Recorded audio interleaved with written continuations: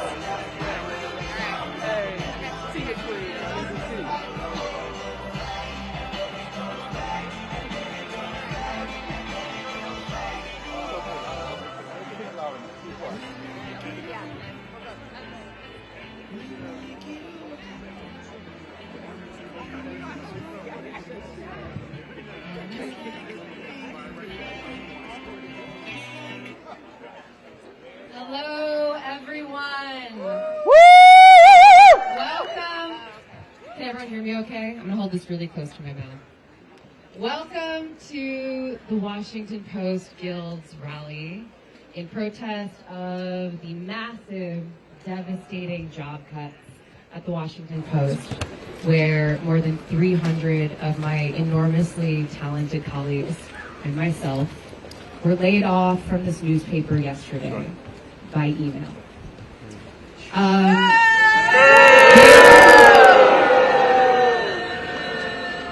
A lot of people have been asking me about the impact of these cuts, and I have very honestly been telling them, I don't think we know yet.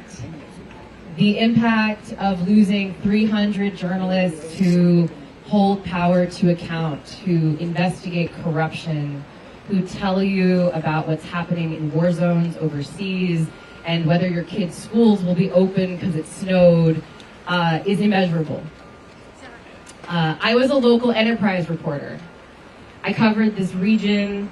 I talked to people who a lot of people don't know by name. People who live People who live in affordable housing or on the street. People who work hard in these communities. People who take the bus to get where they need to go. And those are the people who have lost most of the reporters who cover them. Our Metro staff was gutted. Our sports staff was eliminated. People who do criticism and cover art and books lost their jobs. Our flagship podcast, Post Reports, was eliminated. Several of our foreign bureaus, including those covering essential places like the Middle East and Ukraine, were cut. I don't think we know yet what these impacts are going to be, but I know that the region and the country and the world is a worse place today for having lost all of these incredible reporters. And I would ask, can we actually just get a round of applause for them and all of the work that they've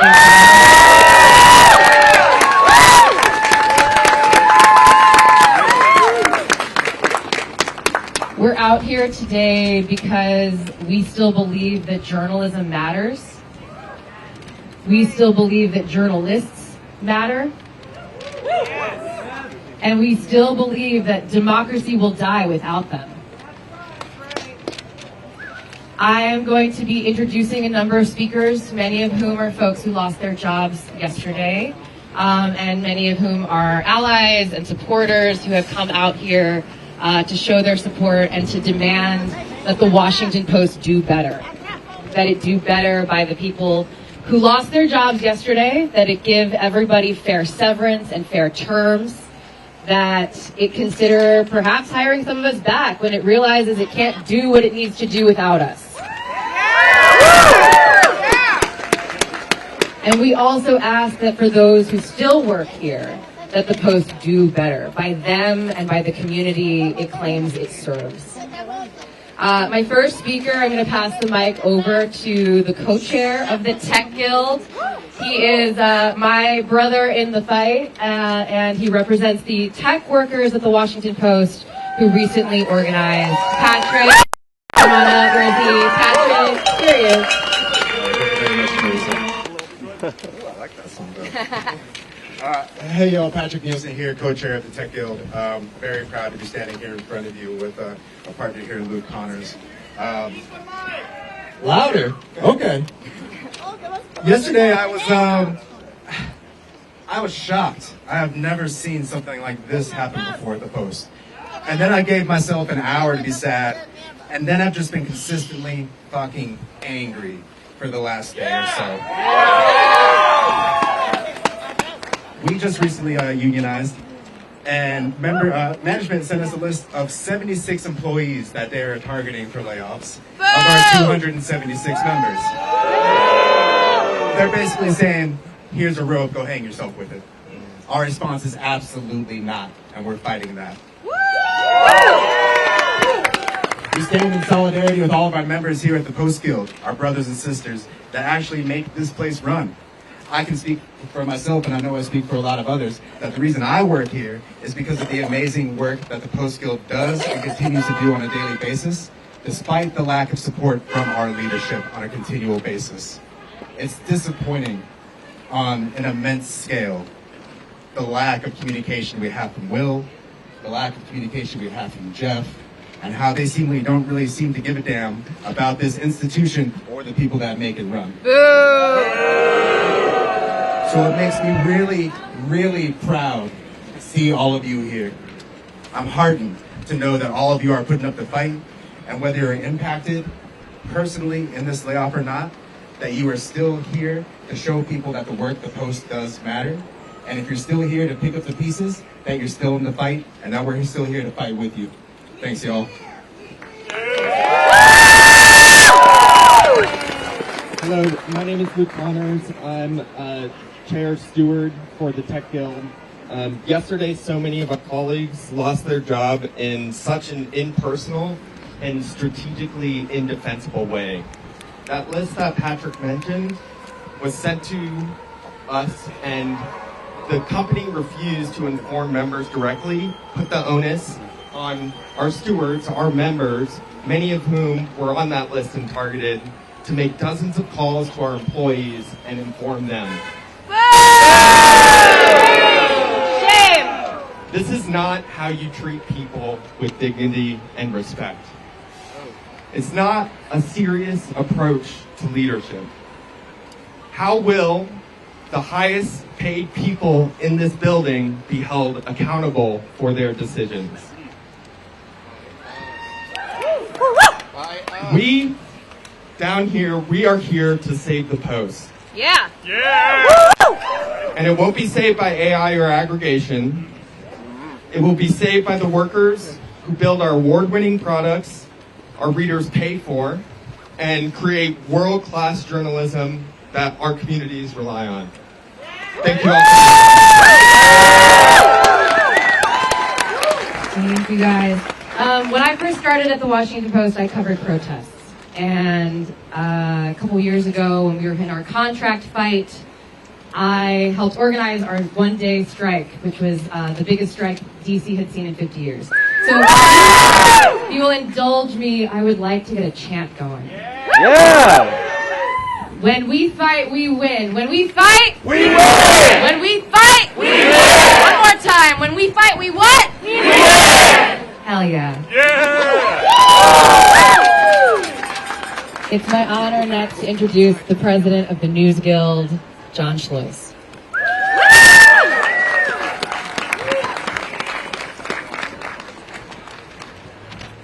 When workers are under attack, we stand up! We fight back! When workers are under attack, what do? Stand up! Fight back! When journalists are under attack, what do?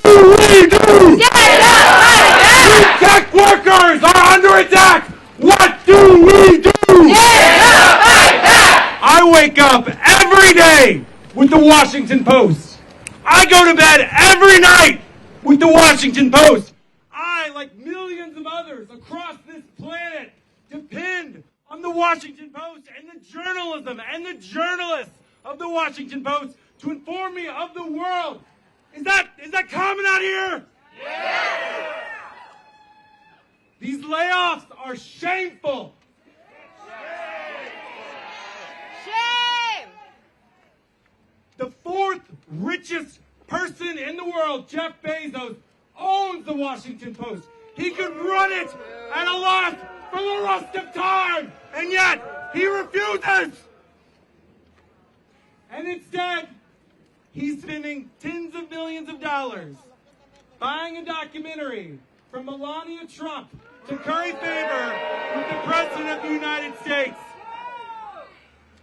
When people show you who they are, believe them. Billionaires only get rich by stealing from us. And what they're doing with these layoffs is so shameful and so sickening. Jeff Bezos did this intentionally after our members, after journalists, after readers asked him to do better. We asked him to save the Post, and he refused.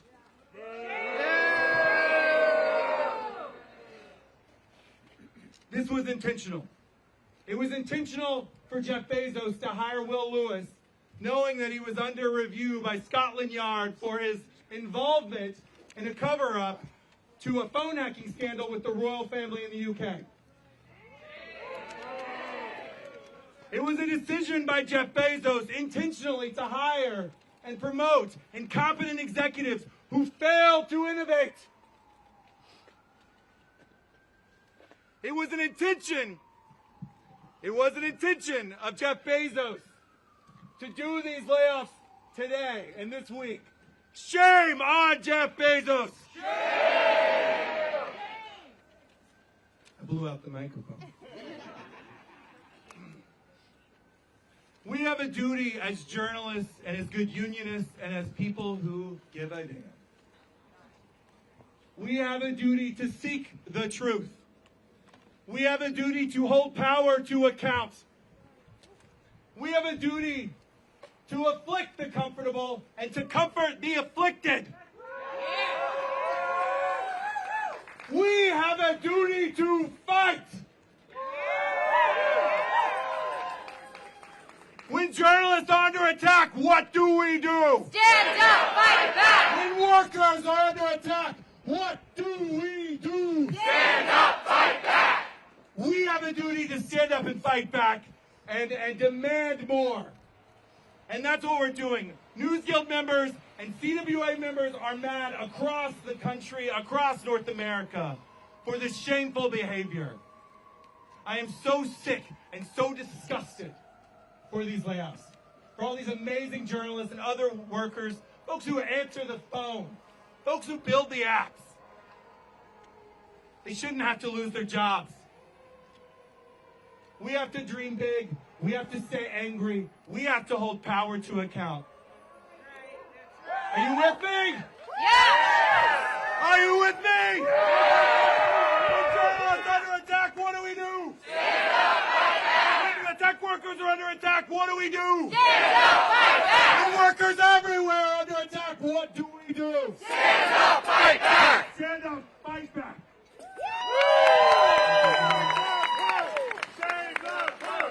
Save the Post! Save the Post! Save the Post! Save the Post! Save the Post! Save the Post! Save the Post! Let them hear you upstairs, everyone! Thank you, guys. I am going to start introducing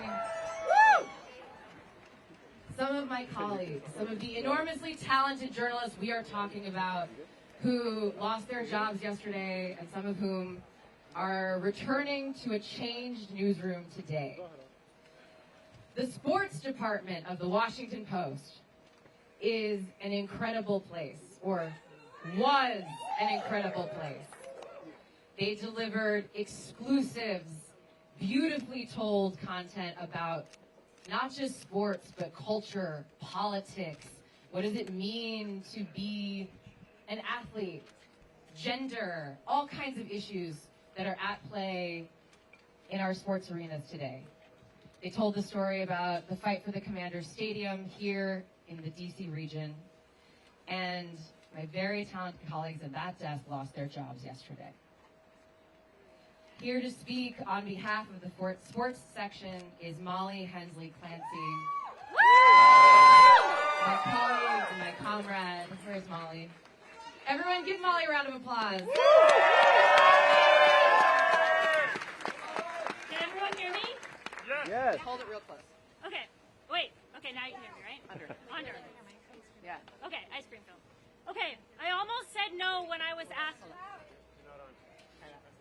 Now? No. Press the button. Hello. Hello. No. Blowing out. You're gonna get the next one. Shit. Okay. So just hold the button and talk into it. Bring back sports! Bring back sports! Bring back sports! Bring back sports! Hello up there. Hold it straight up. All right. Now it's a rally. Now it's a rally. That's right. Woo! Okay, can you hear me now? Yeah. Okay. Okay, cool. I almost said no when I was asked to speak today on behalf of the sports section because it's such an impossibly huge, intimidating task.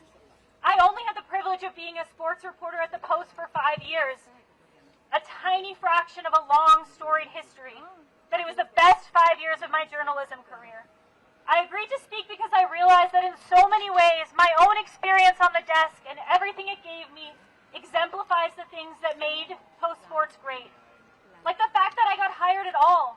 Sports reporting is not a friendly place to women usually, but Post Sports was and is filled with women doing the biggest jobs on the desk. I also didn't know anything about sports, to be honest with you. But they hired me because sports were never the most important part of our desk. Our coverage was about power and influence and accountability.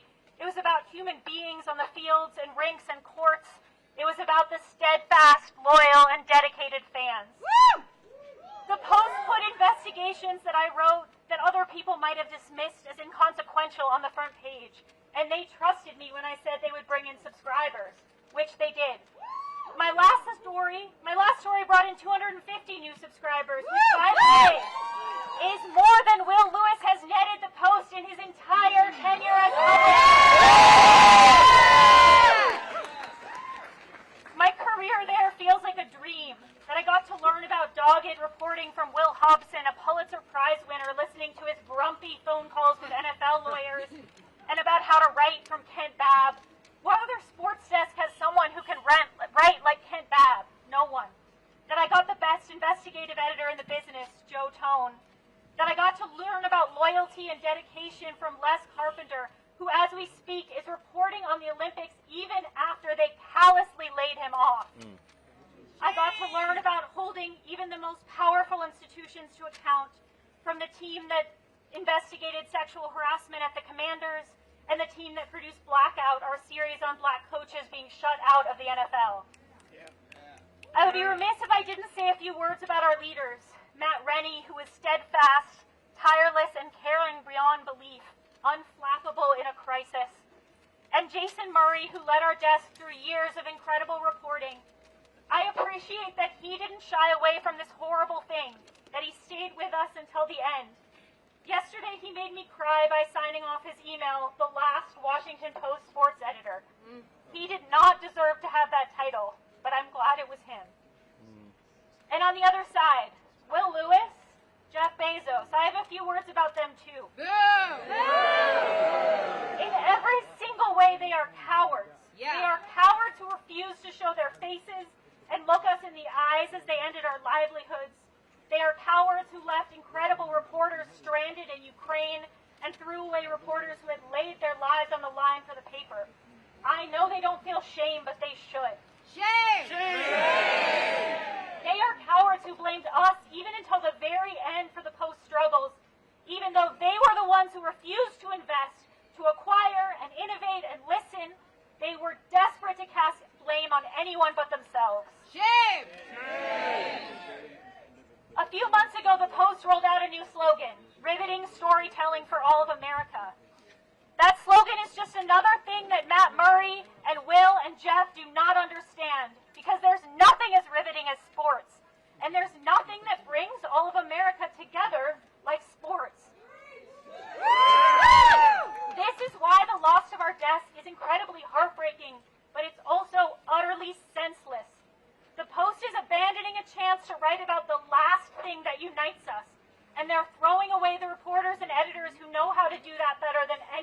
in the country. The last thing I want to talk about is our readers. Yesterday after I got laid off, I went with my wife to an event, and as soon as I told people I worked for the Post, they started gushing about sports. One person told me how much it meant to their parents that they'd been named All-Met. Another person asked if I'd overlapped with Boz, if I knew him. Another told me that he and his dad had collected together more than 100 Washington Post sports sections, that they still kept them. And then, only after saying all that, did they ask me what section I worked for. And I was so proud to say that I was part of that. I worked for Post Sports.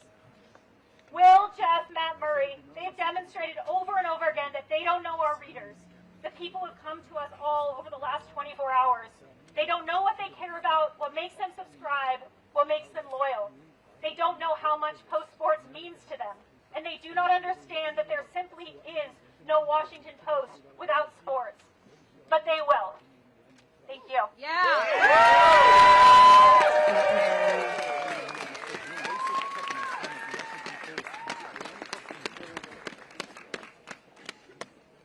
Thank you, Molly. Hold on.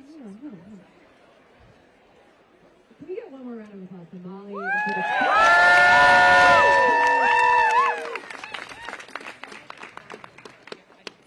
I am going to introduce our next speaker, who is not just my very good colleague, but a very good friend.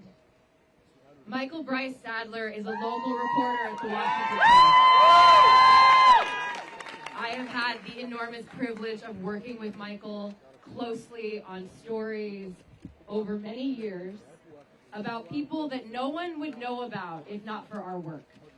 People who lost their homes, people who lost their livelihoods, people who didn't have any other recourse other than coming to the newspaper and saying, "Can you help us?" Michael is an incredible reporter, but he is also an even better person. Michael and I have been out in the city together at night during protests when we were getting shot at and tear gassed. Michael and I were also contributors to the Washington Post Pulitzer for our coverage of the January 6th attack on the U.S. Capitol. And like every journalist out here, Michael deserved better yesterday. So please make some noise for Michael Bryce Sadler, my friend and my colleague. Thank you, Marissa. How's everybody doing? I love the turnout. Great to see y'all.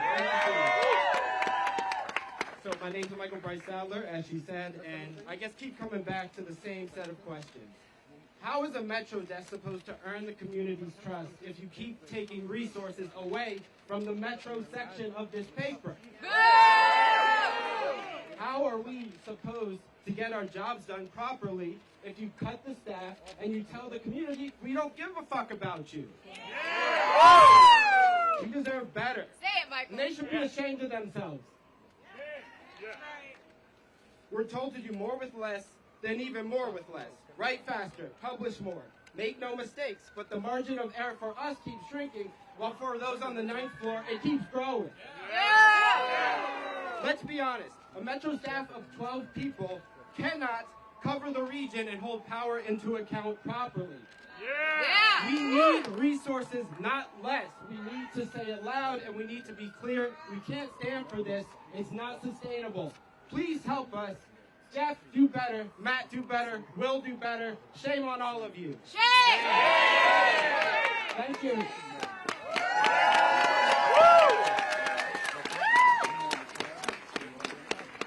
Before I introduce our next speaker, who is a national breaking news reporter, I'd like to get another chant going, and I want all of you to participate. This is for the journalists, but it's also for the readers. It's also for the community. When I say, who makes the Post, you say, we do. Who makes the Post? We do!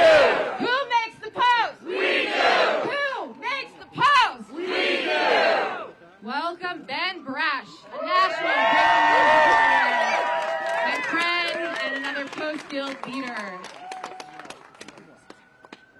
Okay, just one piece of housekeeping. I know that it might be hard to hear on the sides, so I implore you, you can watch a live stream of this event on the Post Guild Instagram. So even if you're on the wings, you can still hear it right there. I just pointed at it. Excellent. Okay, also, don't lock your knees, okay? We don't need anyone falling out, so just give your knees a little bend, that's all. All right. Stretch break with Ben. Yeah. My name is Ben Brash, and I was a reporter on the National Breaking News team until some haircut I've never met sent me an email because some knighted dude and the richest guy since Mansa Musa decided to ruin this vaunted newspaper. I was only in the Post a short time. I got here, and 3 months later, the buyouts began. That was a publisher and 1.5, I think, executive editors ago. Does anyone remember Rob Winnett? I think it was. I remember that. But before I came here with some stops in between in Orange Grove towns and in Atlanta, I was a student in the southern part of the Pinellas County School District. Closer. It's like you're licking an ice cream. Licking an ice cream? Yeah, You can do that. Okay, great. I was a student in the southern part of the Pinellas County School District in St. Petersburg, Florida. That might ring a bell to...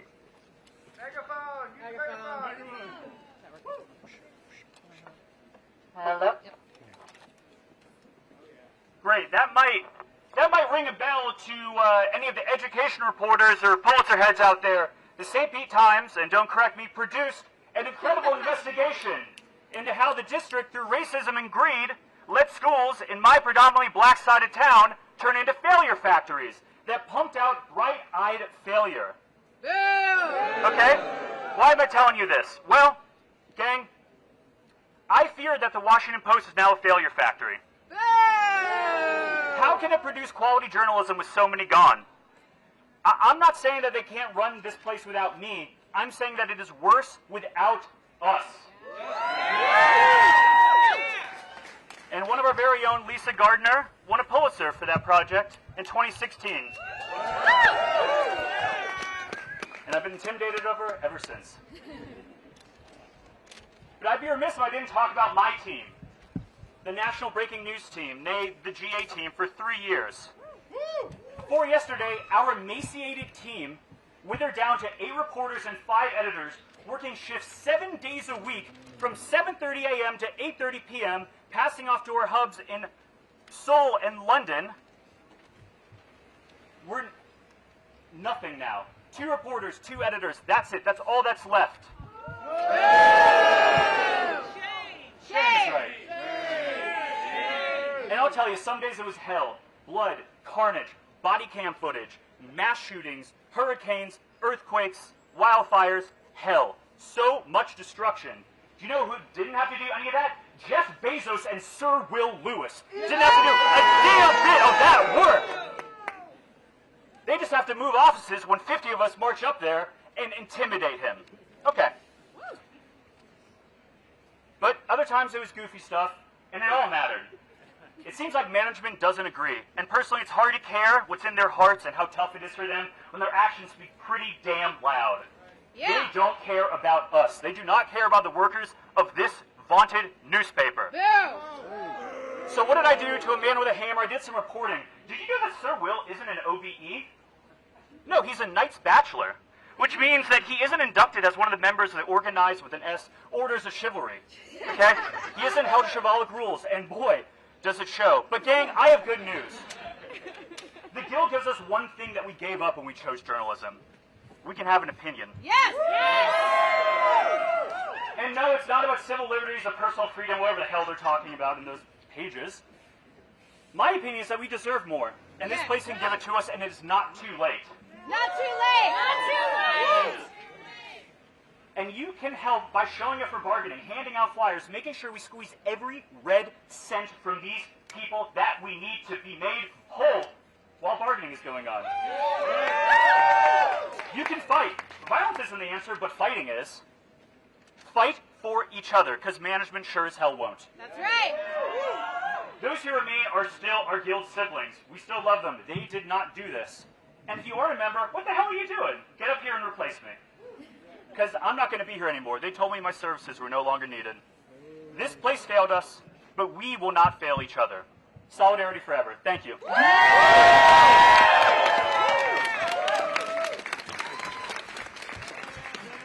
I'd love to get a chant going of "It's not too late" with me. It's not too late. It's not too late. It's not too late. It's not too late. It's not too late. It's not too late. It's not too late. It's not too late. It's not too late. Thank you guys so much. One of the best things about working at the Washington Post has always been the community. Desks that don't always work together will look out for each other. Reporters from opposite sides of the room will reach out and say, hey, do you need help with that? Do you know someone in this organization? Yeah, I've got a number. Let me give it to you. Not all news organizations are like that. I know. I have worked at a lot of them. The Post collegiality and family has been one of the most special things about working here. And the people in charge today are committed to cutting that heart out of this newspaper. When we learned that hundreds of people were going to lose their jobs, a number of desks sent emails and letters begging our owner, Jeff Bezos, to spare people. The international staff wrote a letter. The Metro staff wrote a letter. And the White House staff, which was not under threat of losing anyone, wrote a letter on behalf of us, saying they cannot do the work that they do without their colleagues in sports across the world and right here in Washington, D.C. We are so grateful and so proud to work with reporters who know the power of collaboration and community. And it is my privilege to introduce Kat Zakrzewski, White House reporter for the Washington Post.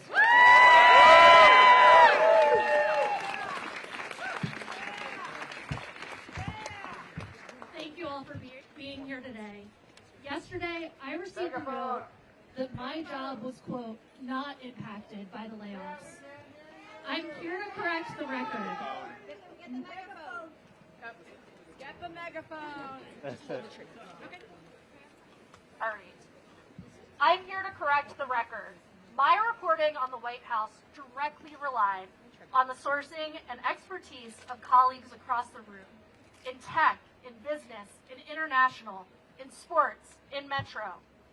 When President Trump met with President Zelensky, my colleagues on the ground in Ukraine provided critical reporting. When CEOs met with Trump in the Oval Office, I worked with reporters on business and tech to find out what they said. When I found out Trump was making a surprise visit to a UFC match, my first text was to colleagues on the sports desk. Yesterday, hundreds of those colleagues were laid off. Those of us still in the empty newsroom today are at a loss for how to continue our work without them. There is a difference between necessary change and illogical cuts that leave our journalists and our readers adrift.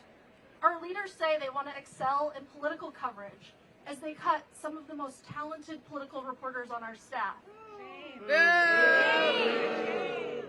They say we will focus on areas like tech as they eliminate the vast majority of our reporters covering tech companies, AI, and online culture. They say we will own national security as our foreign bureaus are eliminated. To my friends who are laid off, I promise to fight for you. Talented reporters should not have to pay the price for poor business decisions. Thank you. Thank you.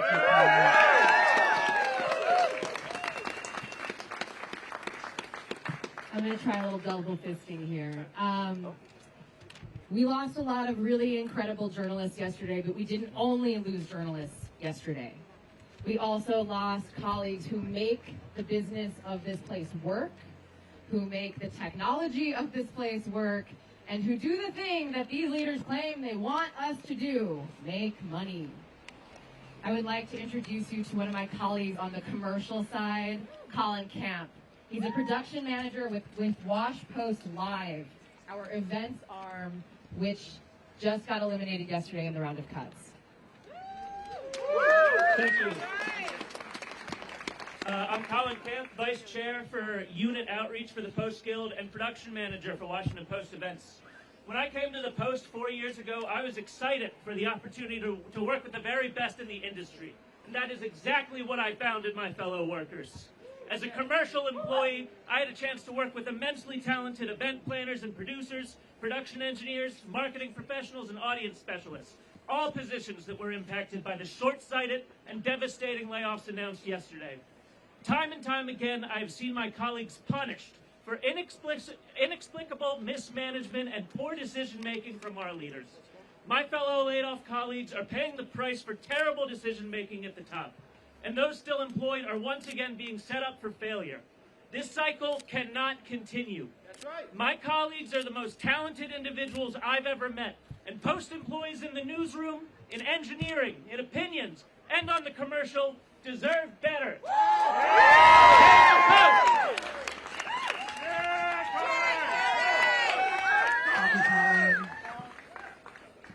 We are out here today united as Post workers. The operative word in that sentence is workers. We make the Washington Post, and we are very grateful to be supported in our fight today and in the past by workers in other industries from other parts of the News Guild and CWA, the Communications Workers of America. I'm honored now to introduce one of our allies in the fight and the creator of one of the best protest chants I've ever heard. President of the American Flight Attendants Association, Sarah Nelson. Let's go, Sarah! Democracy dies in the hands of Jeff Bezos. Disgusting. Disgusting. Wait, and actually, I think we need one of those. Union busting is disgusting. Union busting is disgusting. Union busting is disgusting. Union busting is disgusting. Union busting is disgusting. Union busting is disgusting. Let me tell you something, as flight attendants, I just want to put some perspective on this. The BBB bill, I'm not going to call it what they called it. The big bullshit bill, I guess. It allocated 14 times more to ICE and prisons than it did to rebuilding the infrastructure of the aviation system that millions of people use every day. And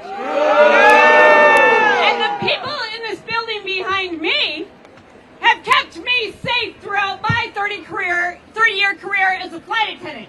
That's right. Shedding light on unsafe conditions. Calling to account Boeing to put profits over our lives. Calling to account the airlines who want to try to extract more from the American people and give you less, while taking workers' pensions, cutting our pay, and making us spend more time at work. It's the same thing in every single industry. I was looking today, what are some of the things that Jeff Bezos has said? He said he wanted to give away all of his money in his lifetime. Well, he's doing a really good job of giving away his money to Donald Trump so that he can get richer and richer. And as I said before, he does not think about real people. He is barely human. That's right. That's right. He certainly doesn't have any actual feelings. But we are here to hold him to account. Because the service that the workers at the Post does is what Americans need to keep democracy alive. It is what Americans need to keep us safe.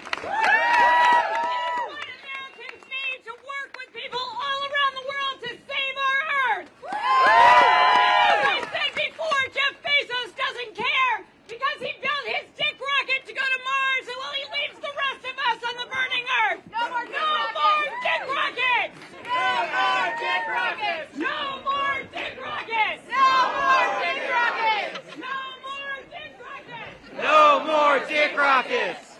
Food, people, housing, healthcare, right here on Earth, right here at the Post. We stand with you. We're never backing down, Jeff Bezos, and we're coming for you.